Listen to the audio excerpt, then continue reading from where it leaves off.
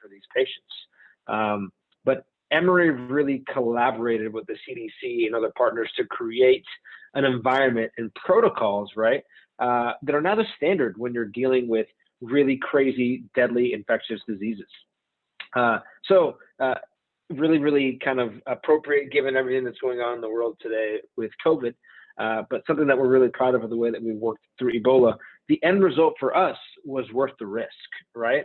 It was really, really scary at the time to say, hey, we're going to bring these 4 patients with this incredibly dangerous infectious disease to our campus, but it was a decision we wanted to make. And going back to our mission, the Emory spirit and the attitude said it perfectly. Then one of the nurses treating the team said, we have the option to be able to fear when we're doing stuff like this, or we can really care and follow through with our mission. And that's core to what we do. And so we decided to welcome these individuals to our community to work through what was going on with Ebola. And as a university that we believe is globally recognized in research and in healthcare, now more important than ever is the time that we need to come together and work with our faculty, with our scientists, with those members of the community to make sure that we're collaborating for all kinds of issues as it relates to public health.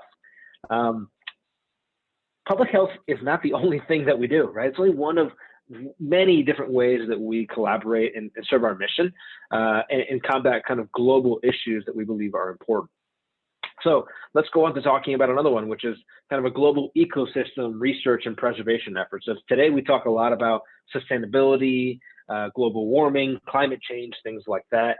And so we believe another way that we've been combating major world issues, right, is through our global ecosystem research and preservation efforts. And so the photo that you're seeing here on the screen is actually from a field study that was done by one of our professors. His name is Dr. Barry Brosi, and he's an associate professor in the Department of Environmental Science. And so when I first learned about this story about Dr. Brosi, I was just like, my mind was blown because I didn't know that this was possible to do this. But Dr. Brosi is a leader in the research of bees, right? And all of a sudden in the past couple of years in the world of Instagram and Shark Tank, I keep hearing all about bees and people investing in things related to bees. And I learned more about what Dr. Brosi was doing. And his work is focused on understanding the causes and implications of what happens when bees are in decline, right? That could be an issue. And you're probably wondering, well, why? Right? And so he thinks about things like the impact on food production for us and our ecosystems and understanding why these bees are truly in decline, because it really has an outcome for us that are important. And his work, Dr. Brosi's work, is just one example of the many environmental sustainable issues that we're working on at Emory to make sure that we're thinking globally about the global ecosystem. Other examples that we do at Emory that I think are important, and we're excited to be back on campus for this in the fall, is our sustainable buildings, right? And so our construction practices, the way that we build certified green buildings, our dining halls, the food that we grow, the curriculum that we develop, our water conservation efforts, things like that. All of these are examples that we believe we're leaders on this front globally. And like a cheesy salesperson, I would say, well, wait, there's more, right? It's not just environmental science. It's not just healthcare in areas where we're just focused on being change agents. Another area, and one that I'm close to because of my experience at the business school, is our social enterprise and research at the Quizwota Business School. And so I would be willing to bet that some of you here on the call are interested in the sciences. We've talked a little bit about that with the Ebola work that we've done and with our sustainability efforts in environmental science. But now some of you may be interested in business, right? That's also an incredible opportunity in Atlanta and at the business school at Emory. And so let's transition that conversation and talk about that. And we think another area where our students are really trying to be change agents is at Quizwota Business School, one of the top business schools in the nation. So we have a social enterprise center at Quizwota Business School, and it was established with the goal of creating really positive societal impact.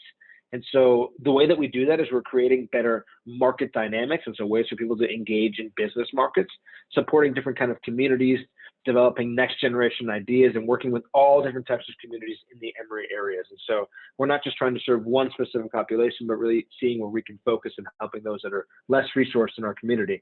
And since we created this program, we've launched over 250 programs across the world through one of our accelerators that we have that's called Start ME. And so we're just so fortunate to have been able to work with all these different businesses. And we're fortunate to be home to so many incredible students. like the ones on this call today, and of course, our faculty as well, right? And so let's transition that discussion and talk a little bit about our academic life. I also want to be mindful of our time. And so if you see me kind of moving through the discussion a little bit today, it's not because I want to rush through the content, but I also want to be respectful of your time and the time of our other colleagues on this call to make sure you can hear all the great information that they have. And so I'll try to make sure that I share that as quickly as I can. And so you've heard a little bit about the sciences, kind of healthcare, business. So let's talk a little bit about what the experience in the classroom would look like, academically speaking. And, you know, Noah, I don't know if you all have had these conversations or if you said this to your admission officer when you were visiting Emory or when they visited your high schools, but oftentimes students come to us and the first thing they say is that we really, really want to be engaged in research.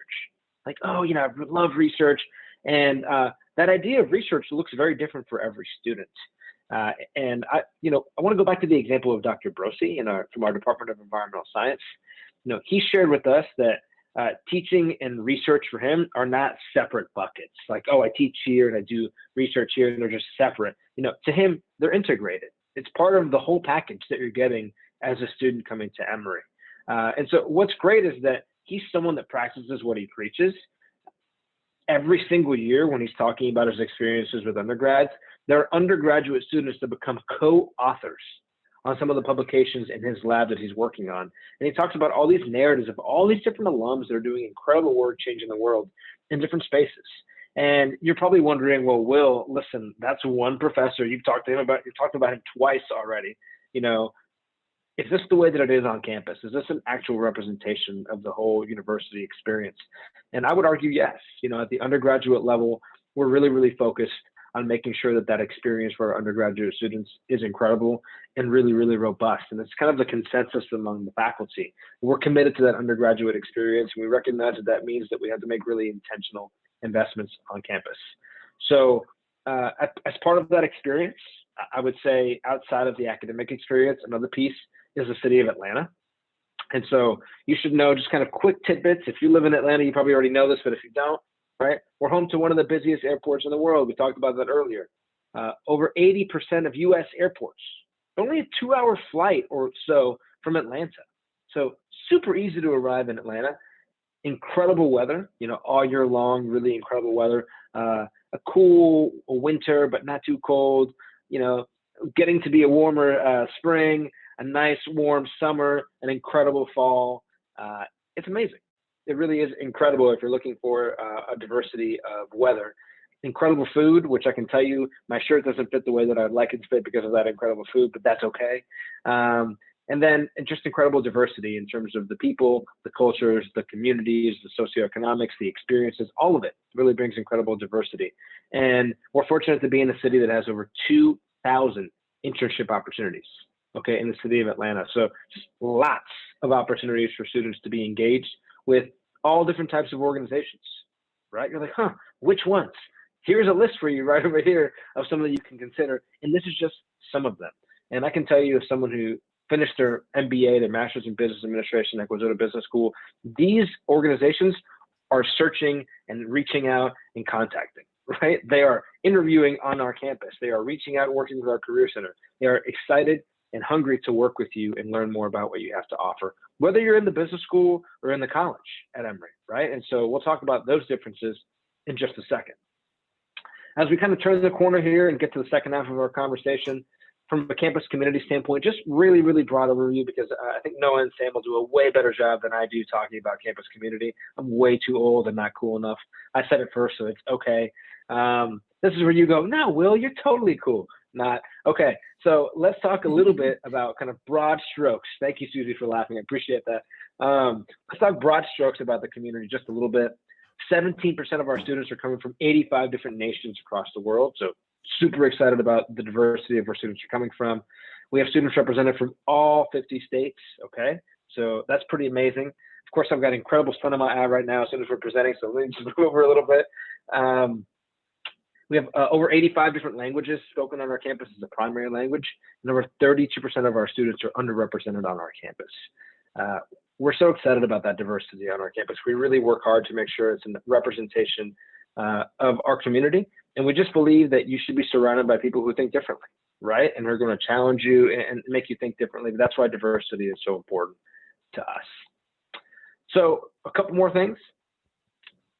Just, I want you to understand, we talked about the academic piece, we talked about Atlanta, we talked about the campus community. You need to understand what it looks like when you apply to Emory, right? How do you navigate the institution? What does that look like? And so a couple things you see here on this graph, and I want you to focus on the left-hand side first, where it says Emory College and Oxford College, is that you should know that there are two entry points into the university. There's Emory College, which you see on the top in blue, and Oxford College, which you see on the bottom in gold. The Emory College campus is located in Atlanta. It's got roughly around 5,700 undergraduate students with an incoming class that varies, but it's typically around 1,400 first-year students. It's a 4-year experience, right? And students have an average class size of about 25 students located right in Atlanta, okay? Then you also have our Oxford College campus. The Oxford College campus is located in Covington, Georgia, which is about 40 miles east of Atlanta. And they have roughly around 1,000 undergraduate students on that campus. Roughly around 550 or so first-year students and an average class size of about 20 students. And it's a 2-year experience. So you're there for the first 2 years. And after those first 2 years, see Susie being like, oh, I see. See, great. So I'm making sense. Thank you, Susie. I appreciate you acknowledging that. That's the worst thing about Zoom is like, do people get it? Are they seeing it? Are they? And she's like, yeah, I get it. So thank you for that. And so it's 2 years, and after the first 2 years, all of those students automatically transition to the Emory College campus. So you kind of have this opportunity to start at Emory or Oxford, depending on what you're looking for. There's going to be a difference in size and a difference in location. And at the end of those 2 years, no matter where you started, Emory or Oxford, everybody ends up on the Emory College campus for their junior and senior year. Okay, and then you have a choice, and that's where you see here on the graph. And I've got multiple screens, so you see me doing this because I'm looking at my other screen here. At the end of that sophomore year, you're going to decide, do I want to apply to the business school? Do I want to apply to the nursing school? Or do I want to remain in the college, right? And so just things to think about. We have over 70 majors, over 60 minors, everything from neuroscience and behavioral biology, to anthropology, to human health, to economics, to pre-professional opportunities, and much more, which again, our amazing students on this call will talk much more about. So I'll stop with that piece there. This probably right here is the main course of our conversation today, and we'll wrap up with this. This graph is this image is just trying to give you a sense of what's important to us in this process. And I just want to start off by saying that we're fully aware of all the challenges and stressors that are present and have been present over the last 12, 18 months or so globally, right? And right now, more than ever, we're completely aware of those things and are being as flexible as we can in this admission process. And so what you're seeing here on the screen are, let me just count them here and make sure I'm giving it to you correctly. It's roughly 6 or so things that we look for in this process that are important to us. And I'll just kind of lay them out briefly, and we can open up for Q&A if you have questions. But the 6 things that we look for are, first of all, your curriculum, right? The kind of classes you're taking when we're reviewing your application. What kind of classes do you take in high school? Are they rigorous? Are they not rigorous? Are they AP? Are they IB? Are they dual enrollment? Things like that. Did you take a standardized test score? And how did you do? You know, we're test optional, but did you take a test score? If you did you submit it? How did you do? How are your grades? You know, what's your GPA like? We unweigh everybody's GPA in this process, so that's important that we'll look at your grades. And then we'll look at things like writing samples, extracurricular activities, and essays. All of those things are going to paint us a narrative of understanding you and how you're going to contribute to the community. I'm sure Sam and Noah, we're going to have plenty to talk about here. They're the experts. They're the ones that were accepted. So I'm going to leave it to them to give you more details there. And so, you know, my last slide here, and then I'm going to pass it back to Susie to take it from there. Is just talking briefly about financial aid. And just know, first and foremost, well over half of our undergraduate students receive need-based financial aid. Over 20% of our students are Pell Grant eligible on campus, and we award over $200 million every single year in financial aid. What you see here on the screen is a website we partner with called My Intuition, which is a calculator that will help you be able to understand your need at Emory from a financial standpoint with real numbers so that you can come back and understand if this is a financially feasible institution. And we, of course, hope that it is because we believe we award fantastic financial aid to make sure that Emory is affordable for all of our students. So I know that we're not doing Q&A now. I know that I'm going to pass it over to Susie. So Susie, I'm just going to stop sharing my screen, and I'm going to pass it over to you. Great.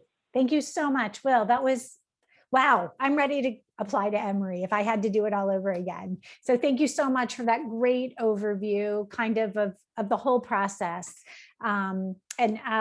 Actually, just a side note, my husband graduated from Emory, and now we live in Morningside, less than 5 minutes from Emory. So he just had a great time there. And one of the nice things about, if you graduate from Emory and you stay, there's a wonderful Emory community of professionals, of people involved in every aspect, like Will said, of professional life in Atlanta.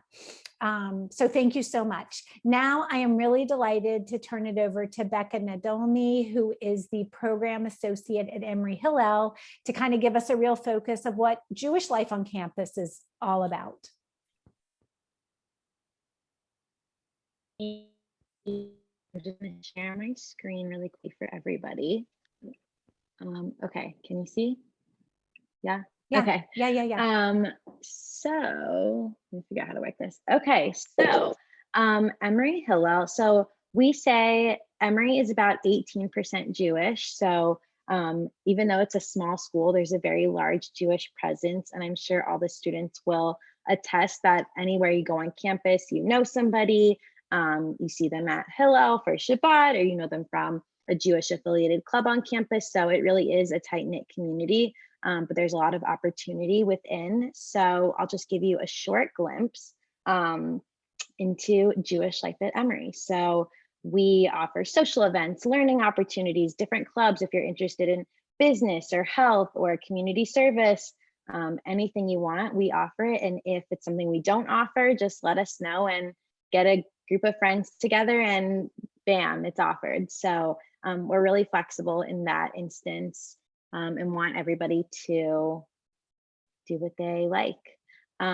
So for Shabbat and holidays, we offer Shabbat. This is a picture actually of a Passover Seder 3 years ago, maybe. But we offer Shabbat every week. This is our social hall in our Marcus Hillel Center. Our average Shabbat dinner is probably between 50 to 70 people. So we have a pretty good turnout. All the meals are catered in-house, and we have a kosher building. So if that's something that you care about, we offer kosher meals. Something interesting about Emory is that we are actually right adjacent to the Orthodox community in Atlanta. So if you're religious and you want to be able to walk to shul and then come to Hillel, that's something that you're able to do. That also means that there's a lot of kosher restaurants around. The dining hall actually offers a kosher meal plan. So if Hillel doesn't feed you enough, which I'm sure we will, those are also options for you. We had some Shabbat Shalom signs. This past year during COVID, we did Shabbat meals to go. So people would register ahead of time. We would give everybody to go boxes of meals. This is actually our sukkah on campus. We build one sukkah at Hillel and one sukkah right outside of Cannon Chapel on campus. Have meals in it every day to make Sukkot accessible. We try to do as many programs on campus as we can. And if not, they're in the Hillel building, which is just a short 5-minute walk right across from the nursing school on campus. So social programs, what everybody is most excited about probably. This is from our annual Hills of Georgia rafting trip. We did an Aroma Coffee. Aroma Coffee is a coffee shop in Israel. They actually have a store in Miami. So we got coffee from them and chocolates and did a whole Aroma Coffee experience. Paint and sip, paint and strokes, whatever it's called.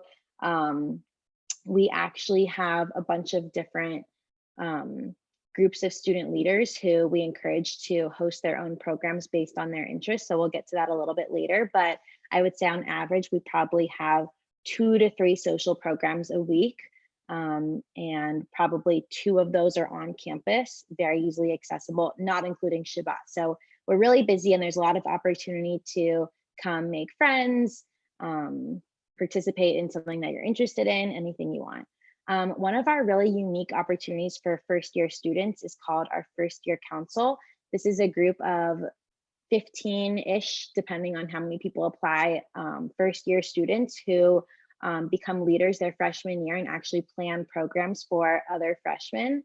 So I know Noah was on it this year, but it's a really great opportunity for freshmen to take on a leadership position and kind of be hosts to the rest of the freshman community at Emory. They did a movie night and a campfire. It's really up to them what kind of programs they want to do. Additionally, there's a fish program, first year students of Hillel, where before you actually come to Emory, you can just let us know you want to participate in this program, and our engagement associate will pair you based on your interests, your major, maybe your hobbies, with another student who is already at Emory, just so you know somebody when you get there. You guys can go out for coffee, you can have somebody to go grocery shopping with or do nothing with if you don't like them, up to you. But we really do spend a lot of time making the pairs, and some people are friends for life after that. So I know seniors who are like rooming with their little fish now, which is a really great thing, and it makes us proud that we created Hillel Besties.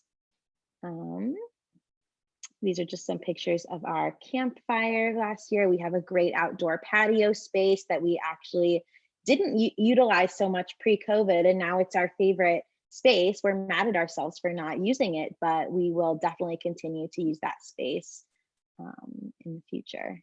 So obviously one of Hillel's pillars is Israel, and we have a lot of Israel clubs and organizations on campus.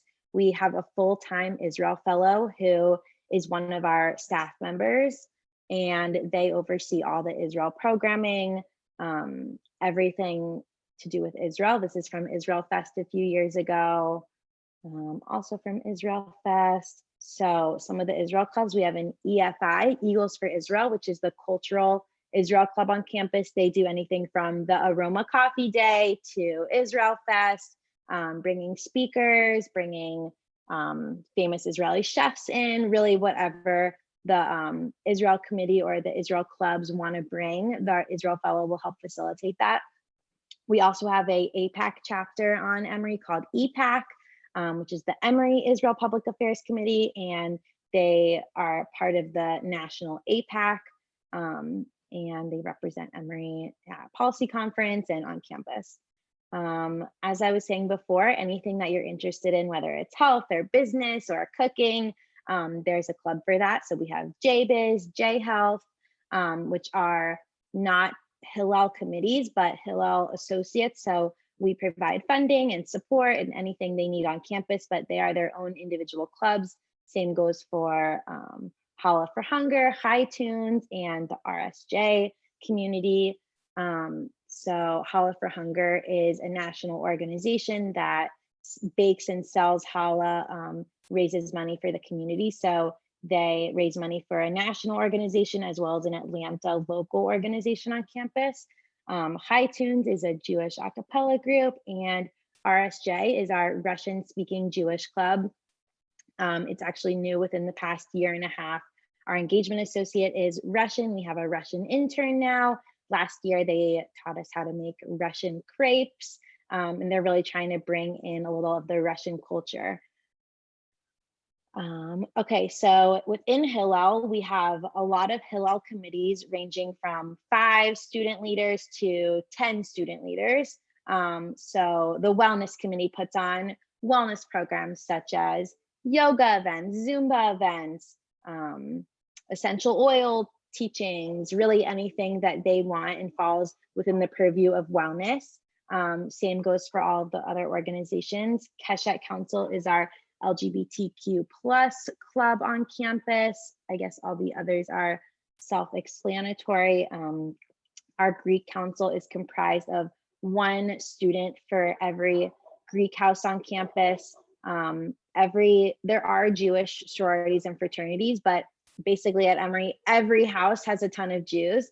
So they are kind of our gateway into getting into the houses, meeting all the Jewish students, finding out how we can bring you guys pizza and beer or whatever you are interested in. So these student leaders are really essential in helping build our Jewish community at Emory and making it one big cohesive community.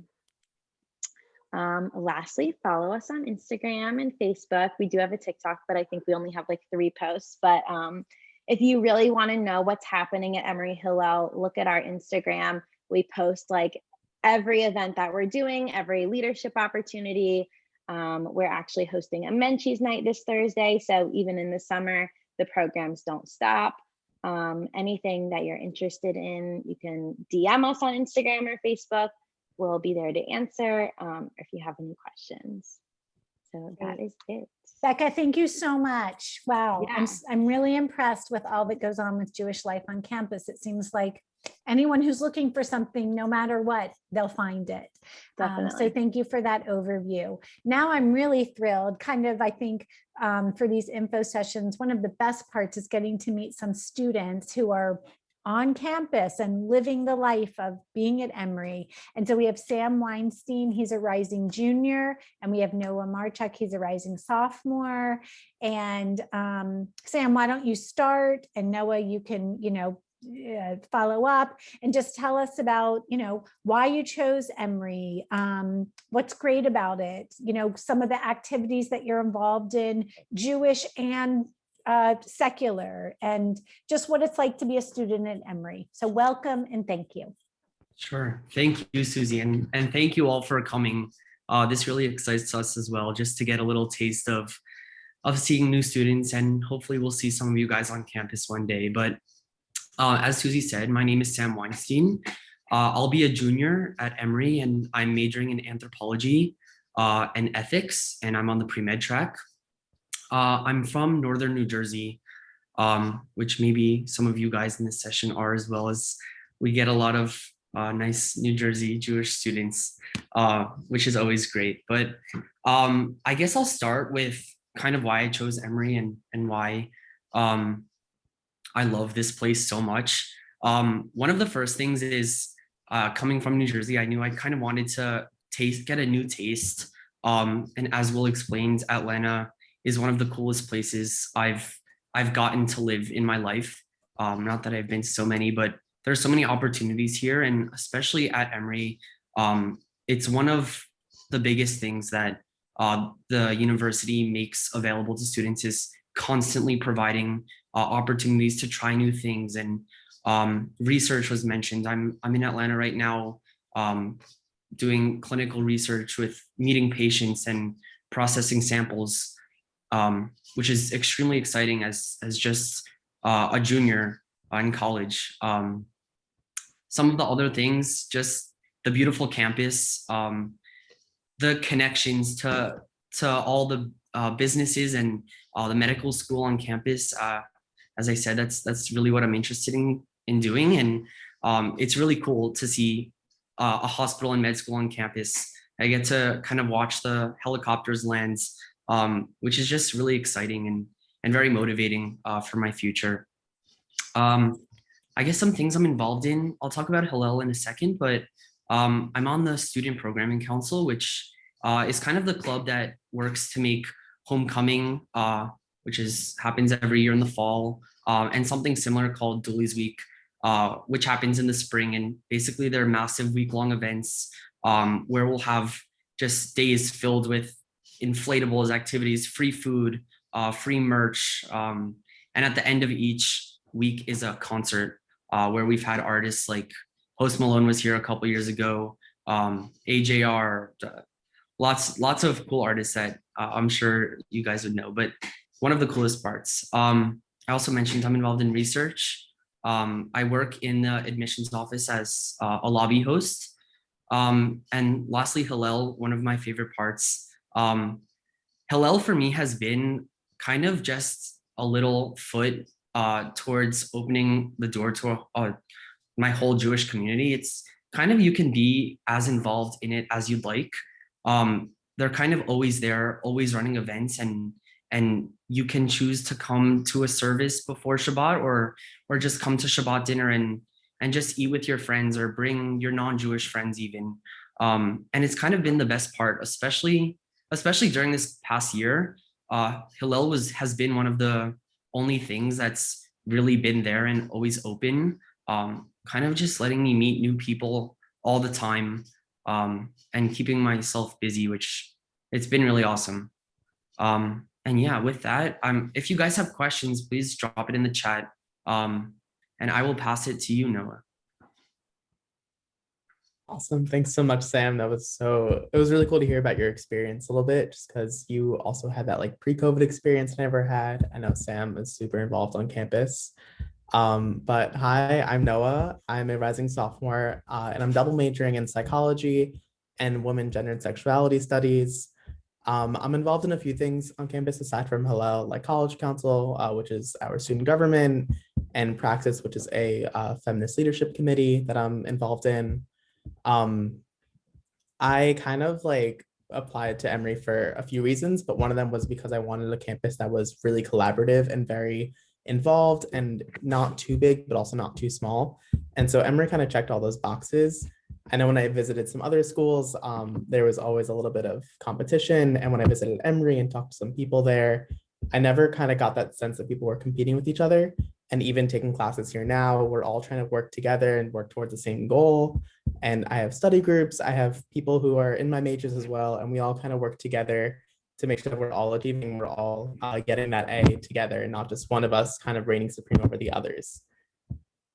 We also, like Becca said, we have a really big Jewish community, which is also really important to me.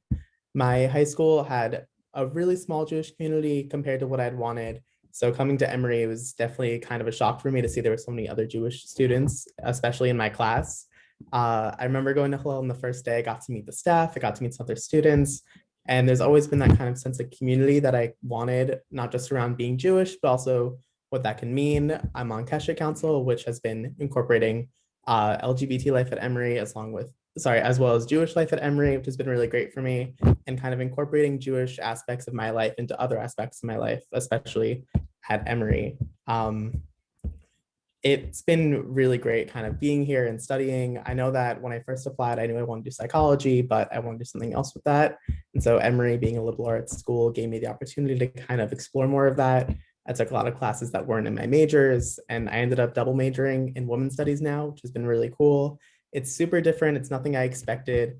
And it really opened my mind to a lot of other possibilities than just the basic doctor or lawyer or something that my parents wanted me to do, and finding like a new career that I was really interested in and still exploring what I want. So yeah, I think that might be it for me. Great, thank you, Noah. Thank you, Sam. If you're out there and you're watching and you have any questions, you can drop them in the chat. But Noah and Sam, I have a question, just I think that's on a lot of people's minds is, I know Will said the classes are not great big, they're fairly reasonable size. Some classes, maybe only have 20 students. And Will, you can chime in too, but how approachable are your professors? Can you send them an email and they'll respond? Can you speak to them after class? Do you feel that they're accessible and approachable? I guess I can kind of take that one. I think I guess I can just talk a little bit about my experience in one class that I had. At Emory, all first year students are required to take something called the freshman seminar. And basically what these classes are there are about 18 kids in each class. And basically they're all discussion based, each with a different topic on a world issue. So my topic in my class when I was a first year student was called Test Tube Babies.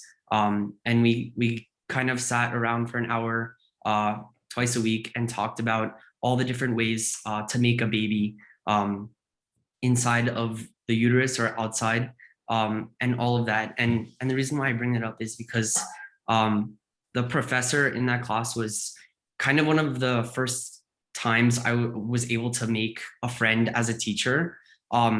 He invited me to coffee on a weekly basis, which kind of tells a small little story about the kind of professors are at Emory, how easy it is to approach them.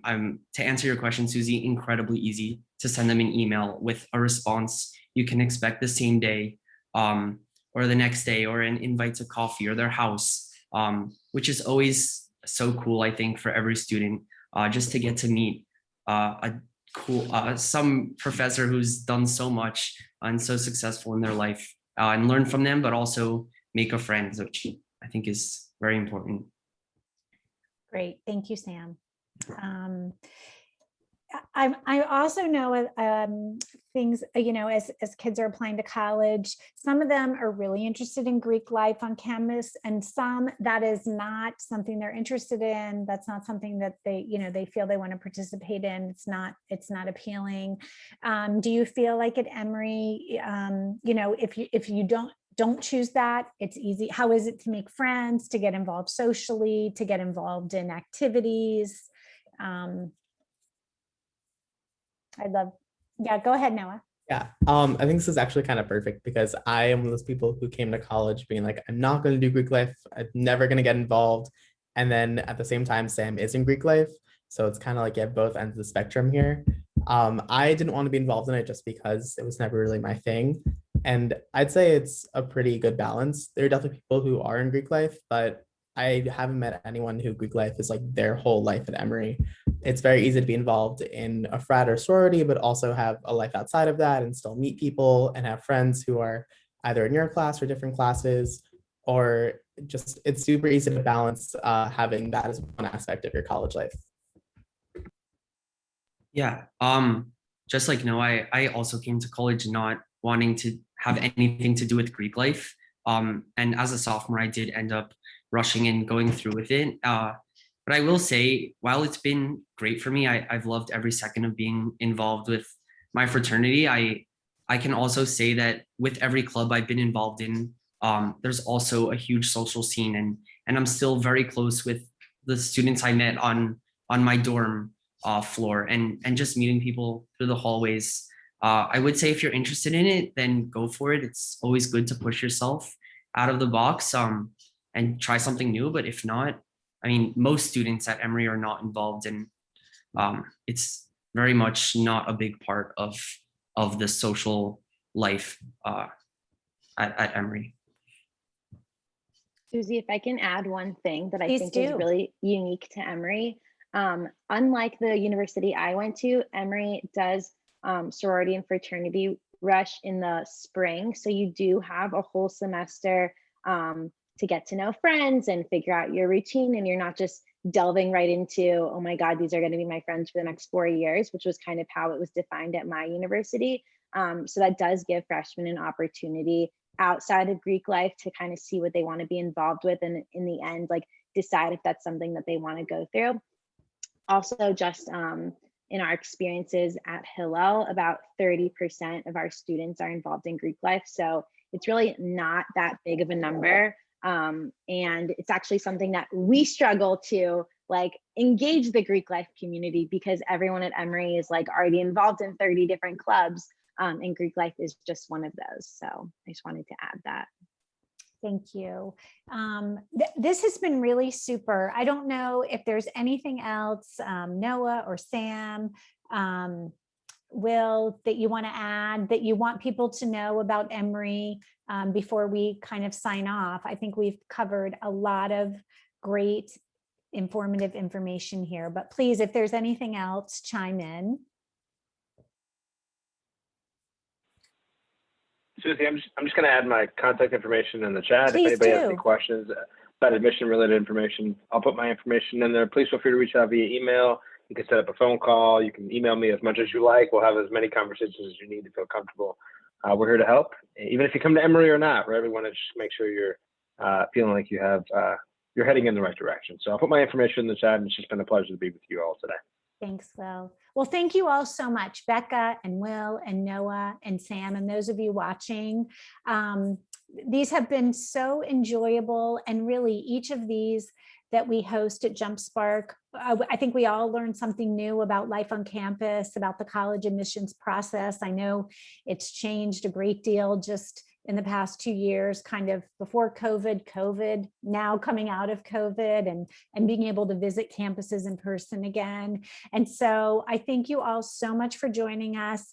Thank you to our presenters today. Thank you to those that are watching. And please follow us on social media at JumpSpark ATL. All of these information sessions are going to be posted on our website, on our YouTube channel, so you can tune back in and reach out to us with questions. Thank you so much, everyone, and thank you for our participants, and have a great rest of your day. Thank you. Thank you, guys. That was fun. Thank you, guys. Thanks, Susie. All right.